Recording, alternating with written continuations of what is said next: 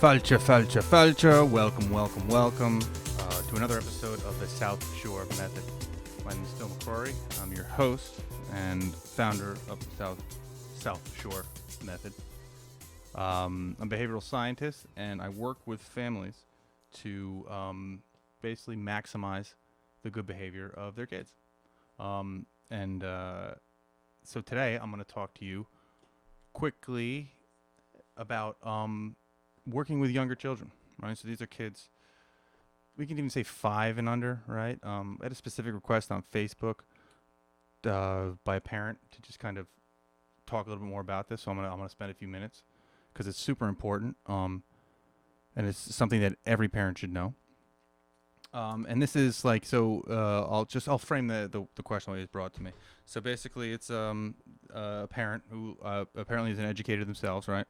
But not of young children, and they've been having difficulty getting through lessons with their 3-year-old, with academic instruction with their 3-year-old.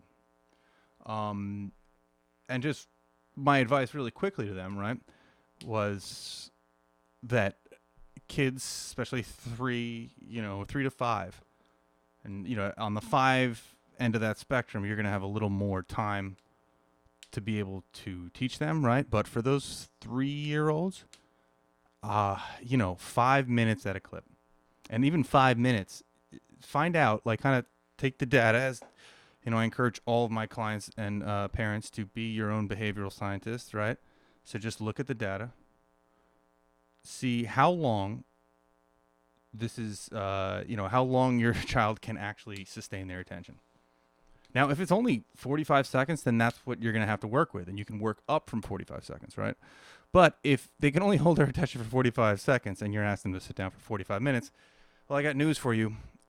It's never going to happen. The kid is never going to be able to do what you're asking them to do, because it would be extraordinary if they could.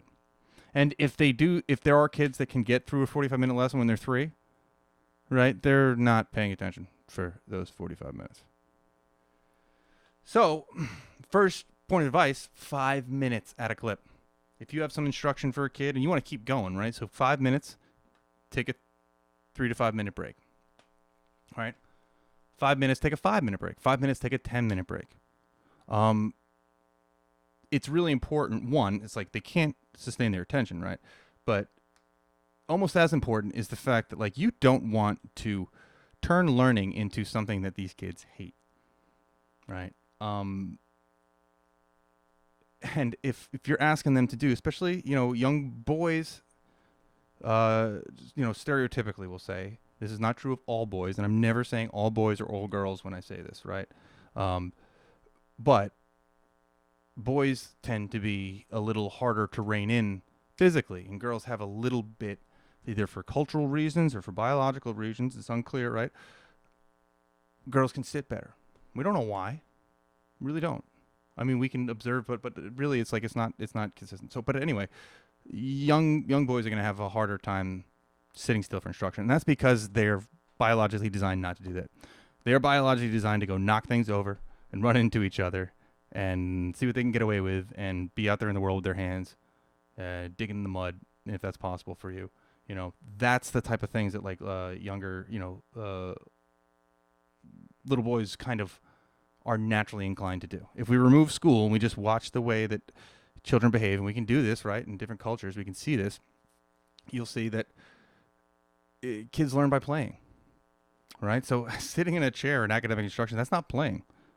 In future videos, maybe we can talk about how you make sure that learning itself is reinforcing, right? That's the trick.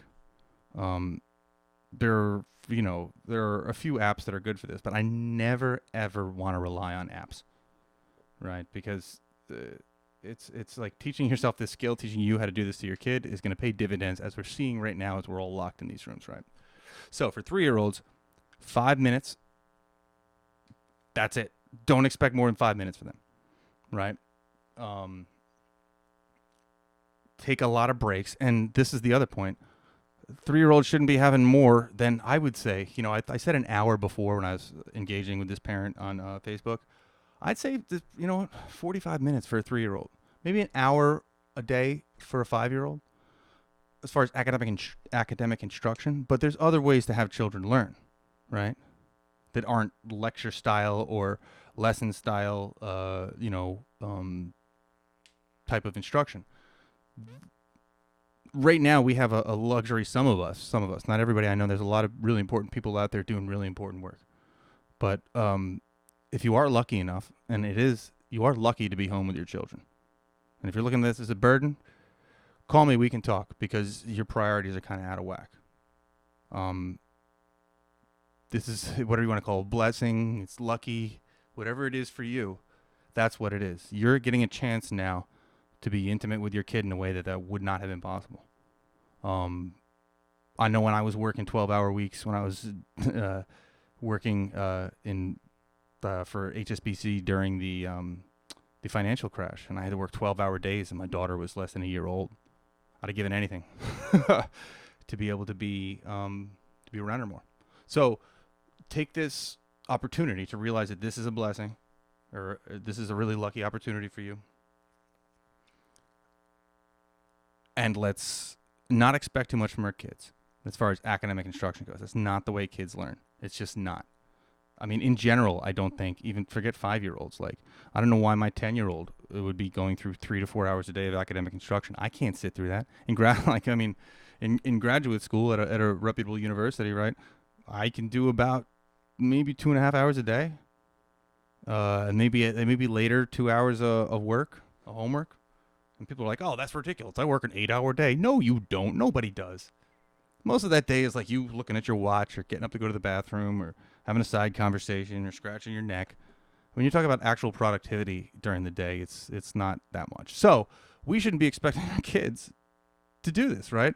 And so, and I don't think, so I think Spark, who I work with, Lindenhurst there, and I know this video is kind of directed at them, but people will see this who aren't a part of Spark. That's where I work, but they've done a really good job of blocking out the schedule, right? But I mean, the way Spark operates in general is that they're not gonna. It's not just straight academic instruction. There's movement. You got to mix it up. It's got to be interesting. These 3 to 5 to 8 to 12, up to like 11 or 12 years old. They're like goldfish. Boom, boom, boom, boom. What's next? What's next? What's next? What's next? What's next? There might be some kids who are pretty good at sitting still, right? Those kids are extraordinary. So real quick, I just wanted to go through a really, quick pointer of don't ask too much from your kids, especially your younger kids. You're not going to get it. It's going to cause strife. If you set goals that you can't achieve, that's going to cause more conflict in your house, and it's going to be harder to convince the kid because of basically it's punishing them for engaging in schoolwork, right? So like they sit down to do schoolwork and the reward is more schoolwork. Well, I wouldn't want to do schoolwork either. And for other parents out there, if you have specific questions, we want to talk about this, please, man, contact me. This is what I do. I'll talk about it really quick, but generally with my clients, it's a 5-session treatment. That's what the South Shore method is, right? So there's an initial consultation. Then I meet with you. We could basically right now at this point over Skype or Zoom or whatever. I diagnose and conceptualize a problem in that first session. I talk with you. There's a lot of back and forth. I encourage you to go to the website southshoremethod.com. Go to the YouTube link, a little play button up on top, and go look at my session with my clients, Michelle and Steve. You'll see kind of the way that this works. Is like I take a lot of care to explain why this is all happening in a very holistic way, very empirical way. This is based on evolutionary psychology, behaviorism, and mindfulness, all of which are pretty much, as far as the data goes and empiricism goes, the most effective, efficacious treatments out there. Everything else is just pretending. This stuff is demonstrable, right? I can do it. I can show you. And ask parents who I've worked with. It's not me. It's not necessarily my interventions. I mean, maybe a little bit, but like it's conceptualization wise, but the practice is the parents. And so after 5 sessions, right? So the first session conceptualized, and the next 4 sessions, we track your progress. I hold you as parents accountable. And we kind of show that through the interventions, and my interventions are specialized. It's not going to be the same intervention for every parent. Boss bar is a big part. These checklists are a big part. Compassionate detachment is kind of the other really big part. That's the little triumvirate there, I guess. Triforce. But for all you Legend of Zelda fans. But if you're interested in getting a little more help and getting a little more,